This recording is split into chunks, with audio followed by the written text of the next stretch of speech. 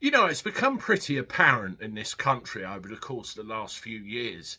Successive governments are no bloody good at spending the right amount of money in the right places. Over the last couple of years at least, we've seen millions of pounds flood here, there, and everywhere, and invested in cockamamie schemes which don't work.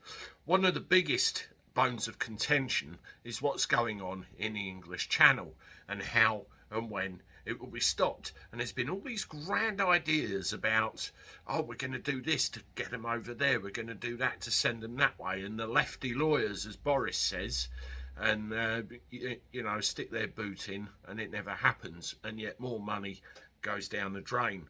Well, one of the things they suggested, and this is an old idea, was sticking the Navy in the Channel. That didn't work out too well, did it?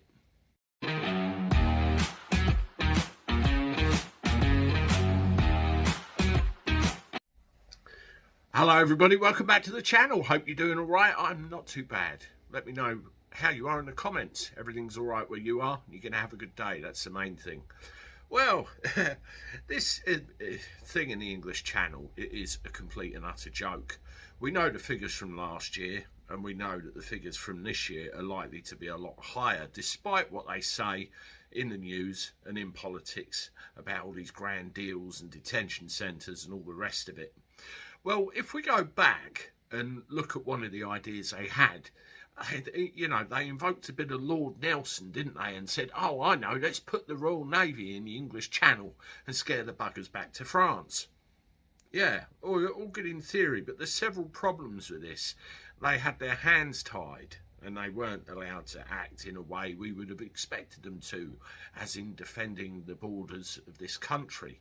The other thing as well, the ships that were employed for this task were actually too damn big and too damn tall and too damn dangerous to be able to get anywhere near the migrant dinghies to process them, get them out, turn them back, or anything else. They were relegated to just sitting there watching and directing Border Force and the RNLI on their relevant tasks. And we know what they get up to. That's a whole video for another time.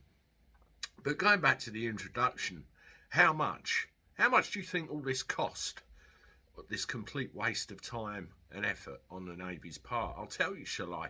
They're actually still calculating this, but they reckon it's somewhere in the region of 30 million quid.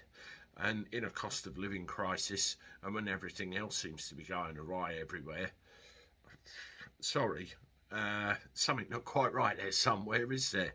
I mean, we've got this latest round of stuff, they're going to build a detention centre over there. We're going to have boots on the ground to deter it. I said that in the first place. I've been saying it again and again for months, and various other promises. But what's going to happen? They're going to get rounded up, put on a Rwanda-bound plane, and before the pilot gets his hand on the throttle, there's going to be an injunction stopping it all. It's the same old merry-go-round, and meanwhile, millions of pounds of our money is being wasted on these harebrained schemes. It's another unbelievable thing.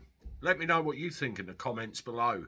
Do you live down on the coast there, Dover? Do you see anything that we don't? It'd be good to get some feedback on this.